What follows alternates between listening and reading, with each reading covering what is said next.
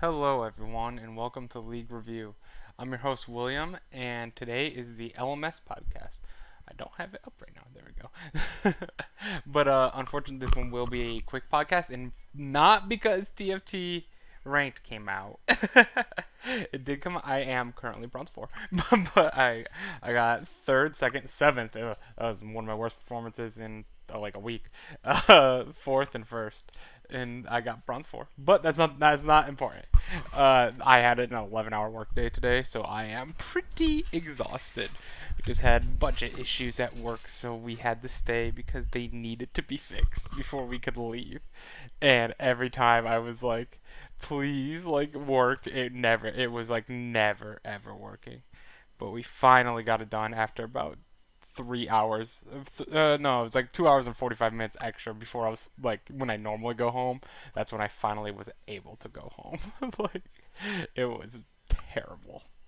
Anyway, let's go into our podcast for LMS. This is why I need to become a challenger in TFT though, so I can not do my job anymore and stream professionally for a living, and then just do podcasts at night. That'd be the life, man. Anyway, game number one, G-Rex versus Mad. I don't think that was game number one. Yes, it was. Like, that doesn't sound like game number one. Yes, it was though. Game number one went to Mad. Unfortunately, it looks like nothing shows up here. That's not good. But as you can see, Candy just popped off on Uniboy. I was feeling really bad after I originally had stated that Candy's not going to be able to handle Uniboy, and Uniboy's just going to be able to out carry PK. Was not the case. Candy it was a huge 7-0 and 2. When, if, surprisingly though, he only did 21k damage, which the Nard did 19k damage from PK, but that was just all split push Nard. You can tell by the build there, and just a great win by G-Rex over Mad. Though we can't really see the gold, they won. That's all you need to know. Game number two, however, Mad did come back. I doll. It's like, and you will still only make $7 a month. No, dude. If I get challenger like within the first like 2 months of TFT, like I could pull some clickbait titles, which wouldn't technically be clickbait. It'd be like challenger, and then I'd change my name to Stun Muffin though, which I'm already in the process of doing, or just thinking about doing. But because I play TFT on Stun Muffin. But yeah. I'd make bank. I'd go to those tournaments. I'd win those 150,000 dollar prizes, and I'd be able to pay off my student loan finally and move out. Anyway, Mad versus G-Rex in game number two. Mad was able to win this game pretty easily. This was what I expected from them. Just the early first bloods with on. I mean, I guess first blood technically went to. I guess it was on Nautilus on Mad K. I was thinking Gemini got it, but no. K got the first blood, but it was on Nautilus, so it's not that good. However, Kong Yu also picked up a kill on the on Gemini, who after cleaning up the kill on Nautilus. But Kong Yu, I really like Silas Jungle, as I've said before. I think that he gets a kill early. He gets or another kill here. If you make it big, do not forget the one who was here when you start. Oh no, I won't forget you, Nikki, like all of my people, the small people on the YouTube. You're here on Twitch. I got like 2 or 3 people, very dedicated fans, and I really appreciate you guys. I was just talking about you guys the other day, and I was so happy that I could see like multiple average times on my YouTube videos, and then you being here that you guys watched the whole thing, and I was like, wow. And you guys all enjoyed the really in-depth analysis, so unfortunately that one probably won't happen in this podcast, but I'm gonna try and do that a lot more often now. But yes, because this is LMS and this one's hard. But yeah, this one was Gemini doing okay, but this fight basically turned around right here at the Dragon Pit. All these kills, just 4 for none. Get the Mountain Drake, go home, win the game. Or then they didn't win the game, but they put themselves at a 4K gold lead, or 3K gold lead by 11 minutes, and that was pretty much. I mean, they only had a 5K gold lead when they won, but they did win in 36 minutes. Which, weirdly enough, I just noticed this graph ends at 26 minutes. That's not supposed to happen. The match history is really funky with LMS sometimes. It is with all of them, to be honest, but LMS seems to have issues more so than others. Game number three, as you can tell, there was a little bit of throw. I thought Mad was really going to blow this game, and I saw Candy on the Azir again. It was not as effective as it was in game one. PK on the Nard definitely was not nearly effective. He was good against the Mordekaiser because he could just kite him away. Mordekaiser being kited for days. Unfortunately, Camille can't, especially late game Camille. She's going to jump on you. She's going to be split pushing, and she's going to do a lot better job at it than you are on Nard. And then obviously they had late game as this game went on for almost 40 minutes. They had late game Karthus, late game Zoe for the one shots, for Karthus for the half health, Zoe for the one shots. Kalista doesn't really scale, but Breeze was just playing phenomenally already because he was 8-0-5. Look at that, he got that triple kill with an Infernal Drake, and that pretty much set him up the entire time. Unfortunately, a Baron here got G-Rex back into the game and even Infernal, but they did trade that Infernal. They got the Infernal, however, they lost 5 members for it and a Baron. So it wasn't that worth it. Wasn't that worth. You'd still type in all chat worth, but it was not all that worth. Next was J Team versus HKA, and I was really surprised. J Team has been playing phenomenal, especially Fofo, and Fofo got beat not necessarily in lane because he was 2-0, 3-0 especially in lane, but he did nothing with that goal. Was he? Yeah, he was 3-0 in lane. I was gonna say I remember him like dominating this game, dominating, and then like obviously J Team was just slowly winning, but I'm like okay. The issue was he wasn't pressing his advantage much, and Hana had a terrible game on the Elise. Just 5 deaths is just ugh, not good, not good. And then you had obviously the nice teleport to the bot lane with Camille at the beginning with Ashe getting killed, but Ashe and Tahm Kench for the double kill, which really got Lilv and Koala ahead of Eminem, who I always I love his name, man. You have the name Eminem, that's just a great name. But Mission just eventually right here. Not only right there, but just even picking up a kill there on the Elise, another kill on the Elise, and then another kill on Jace. He just was getting kill after kill, but his damage here was only.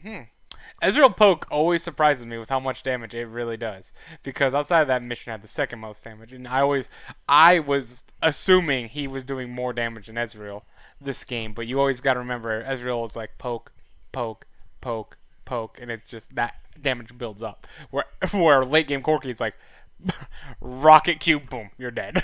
Like auto attack, you're dead. Auto attack with the rapid fire cannon especially, and the Triforce, i.e. It's so nasty. It's so nasty. But yeah. So it was a really good win for HKA. Unfortunately, they did not win the series, as J Team did come back for a 14-3 victory over them in game number 2. And this one was all J Team the entire time. Only 3 kills, no objectives for HKA, and all 3 kills came off for trades, so they weren't even like an event. They couldn't press anything on those advantages. Game number 3 also went to J Team. This time HKA did start with I mean, this is nothing. I was thinking the first blood, but I forgot first blood. Went to Sivir for Lilv. Lilv had a 3-0 game again. He had a 3-0 game on the Ezreal. I forgot what he had in the other game, but Fofo played the Lucian mid, and I will tell you, I played this matchup one time. I wanted to learn Corki because Corgi is I don't even know the actual name of it, but Corgi is the greatest skin of all time.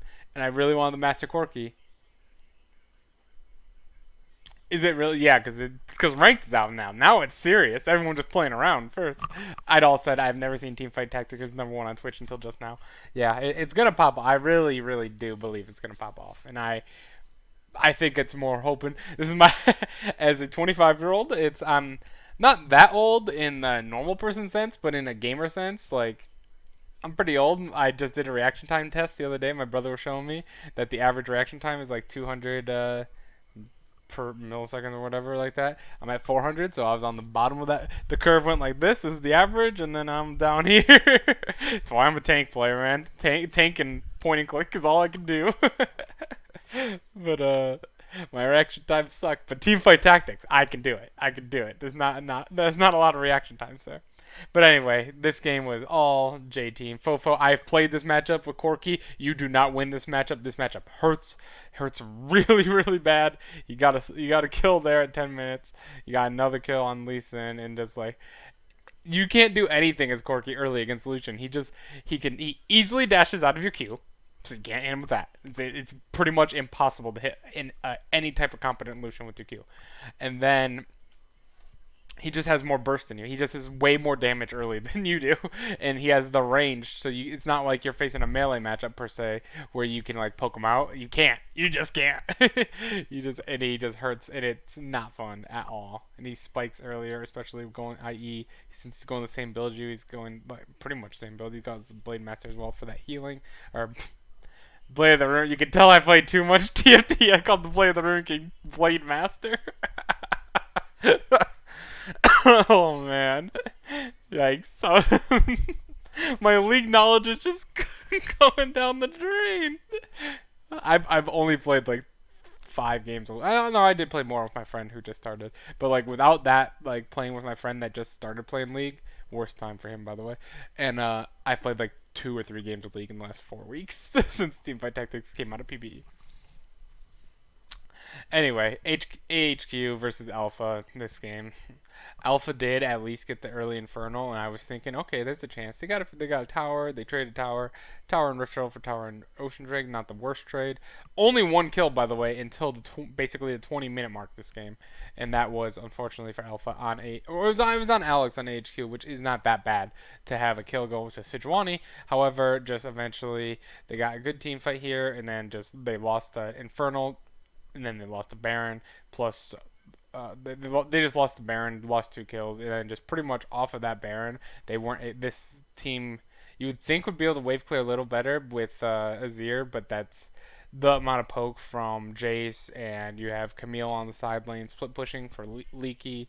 You have WSY on Gragas being able to always threaten and engage if you step up too far, and obviously the same with Lux here. So they had tons of poke with Lux, Jace, and Kai'Sa, and they just weeded them out and just go boom, dead.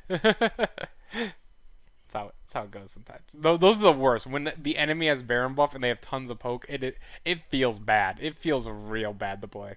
It's one of that, and they're actually using their side lanes effectively instead of NA style.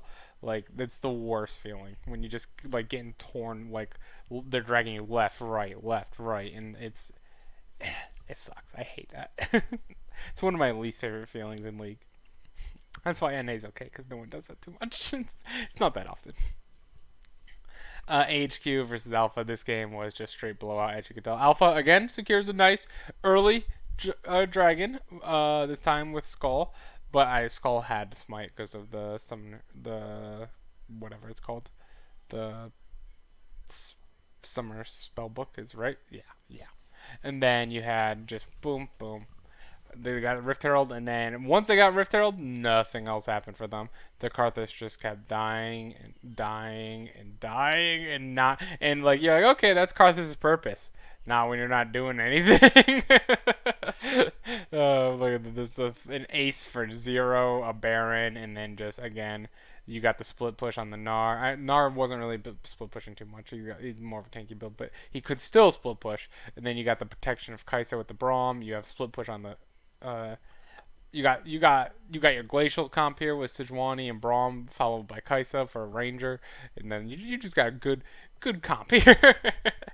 And this game was all Apex as well. Next, we got HKA versus G-Rex. HKA Crash had the game of his life. 13-1-6, and I believe he got a pentakill this game. Yep, he did. Pentakill for Crash. Absolutely just dominated this game. I saw, especially when I was like, I was watching that. This was this the number 1 on the Penta? It was on the Penta, so I was like, oh yeah, that was definitely. It was a little bit slow of a play, but he just was like, oh, take down. I believe he took down Mountain first, then Yoon, and then Candy. No, it was Candy, then Yoon, then Eason. No, Mountain, then Eason, then PK. PK was last, I know, because he got dragged in, and PK almost turned the entire fight around and almost killed Ezreal, Yuumi, and Lee Sin at the same time with the grab on Mordekaiser. They slammed him, and I was like, it was right around here, and I was like, oh my god, that was so close. But no, unfortunately for G-Rex, they got smashed this game. Giving up pentakills is never a good sign. And then unfortunately they got smashed again to HKA in game number 2, where they just mission 6-2-7. Did Crash die this? No, he died once on the Lee Sin. So yeah, Crash had a phenomenal series, 3-0-13. I was kind of sad with them putting him on Sejuani after he had just popped off so hard on Lee Sin. Obviously, Lee Sin got banned because of that. Like, there's no way you're getting Lee Sin after getting 13 kills and a pentakill on him in a game. If a team does that, they're TSM in 2018 with Thresh and Swain. Yeah, that's all HKA. Was it 2018? It was 2018, not 2017. Flash Wolves. Woo! I was like, Flash Wolves are back. Hanabi 7-0-5, crushed it. Aatrox. Betty 5-0-8. Xiaoxi 3-0-11. Karma, Lucian just absolutely destroyed the there was way too. I don't like this draft at all by J Team personally. As you can tell, Flash Wolves has always had the lead for the entire game and just never let it up. You have the early game strength of Aatrox. You have the early game jungler in Rek'Sai. You have a little bit slow in the mid lane, but your counter to that is Azir, also very slow in the mid lane. And then you have Betty and Karma Lucian, super good compared to Jinx and Tahm Kench. You did pick early with Lee Sin, but Lee Sin with Hana was just not able to perform nearly at the. You were asking way too much from Hana in the first place to have to get Fofo to stabilize Fofo and Lilith, their lanes, so they don't just snowball out of control, and then Hanabi up top also just snowballing. I mean, to be fair, Hanabi didn't necessarily snowball. He was more the like, I'm gonna get a bunch of kills later. As you can tell, 3 kills there and 3 kills there, back-to-back triple kills in this game for him. But like outside of that, he was. This was a stable lane. Nothing bad happened there. So you couldn't take. There was no advantages anywhere on the map for like the first, I would say, 16, 15 minutes of the game for J Team, and that pretty much means Lee Sin was useless from the rest of that point because you couldn't get anything going in the first place. Reality of 2019 Summer Split, Flash Wolves came in game 2 and 3. Fofo, one of my favorite players, along with Betty. I had a lot of fun watching this one because this was actually a lot of my favorite players in this series. 2 of them for sure. Hanabi is up there as well, but Hanabi picked the Jace, didn't work. Fofo into the Akali into Corki. You can poke the Akali out quite a bit early, but as you can tell, Akali likes to get a solo kill here in I guess that wasn't necessarily a solo kill, but it was still a kill. And then Infernal Drake on top of the kill, and then she gets, I believe, a double kill here, and then she gets another one here. So Akali's already 4 kills at like 15 minutes, and then you're just like, you can do as much as you want on Corki. You can burst people out, but if Akali's going to go into her shroud and pop your entire team, who your tank is Braum, who's not, frankly, that tanky considering he built a Ninja Tabby and a remnant of the aspect. And yeah, got about 30 magic resistance there. That's your tank. The Kali's gonna blow people up, and she did, especially when the rest of your team's AD. So even if you go into AP, the rest of the team shreds you. I thought it was funny that Lilith had 0 kills. He had 7 assists, but he never got a kill, and I feel him for that because that happens. All of my ADCs, I have an average of over 11 assists a game. To be fair, some are like Sivir. I get it, but like Jhin, Caitlyn, Varus, I'm like, come on, team. Help me out a little bit. Give me some of those kills. Brian takes a lot of kills as a support. I'm just gonna come out and say it. I do the same thing when I play support. Game number 3 was J Team taking down Flash Wolves again. Liv got his kills on the Ashe this time, 4 of them to be exact. Jin would be proud, but this game pretty much it was very close actually. Even though Flash Wolves was in the lead for a long time here, it always felt like J Team had it because simply because you had the Infernal early, then you had an Ocean Drake as well. They had the Drakes. They had the Infernal Drake, really. That's the one that I really noticed because if you look at their team, they have Fiora for damage, Karthus for a lot of damage, Azir a lot of late game damage, and Ashe a lot of late game damage, and CC and utility and just stuff like that. And like so, they had like pretty much pure damage, and so I mean they were also pure damage, but getting the extra infernal, and then obviously just with the way Flash was played in the second game and just the way they played all season, you kind of felt like they weren't going to be able to do much with it, and that was correct because they lost 3 people, lost a Baron, and immediately lost all their structures until they lost another fight right after the Baron buff, and then they pushed to win the game. Ooh, I am parched. HQ quickly over Alpha. Alpha just destroyed them. Alpha. If there's a team worse than Flash Wolves in all of the 5 major regions, it's Jin Air. No, it's also Alpha. It's also Jin Air though. And game number 2 as well, also just absolutely stomped. Alpha got destroyed. I'm very disappointed. I thought Alpha was going to play a lot better this split than they actually have been. I thought Leaky was going to perform a lot better. I thought Xiaomo is in Skull. I thought would do a little bit better. I didn't think too highly of them, to be honest. I mostly thought really highly of Leaky, and he has not performed to his standards that he usually was at least last split. With that, we have the weirdest power rankings I have ever done. But can you tell me I'm wrong? All the power rankings stayed the exact same. I don't know if I've ever done. I might have done that one time, but I've never done that. To my knowledge, I've never done that before. Let's pull this here. Let's show right here. Okay, Mad beat, or let's start with J Team. J Team took down HKA and took down Flash Wolves. Did lose a game in both. Did indeed do that. However, I think that both those games are way tougher than AHQ, who also went 2-0 this week with 2 straight 2-0 victories over Alpha. Beating up on the worst team in probably all 5 major regions does not give you many bonus points. Let me tell you. Alpha and Jin Air would be the match of the ages for me. Let's just say that. And then AHQ I would have at number 2 because they're not going to go down. They went 4-0 this week, but I'm not going to move them above J Team, who had a much harder opponent in HKA and a slightly harder opponent in Flash Flows. Mad did their job. They won 2-1. HKA lost to J Team and then beat G-Rex, but they also, since Mad also beat G-Rex this week, and then HKA has a loss on top of that, I can't move HKA above that.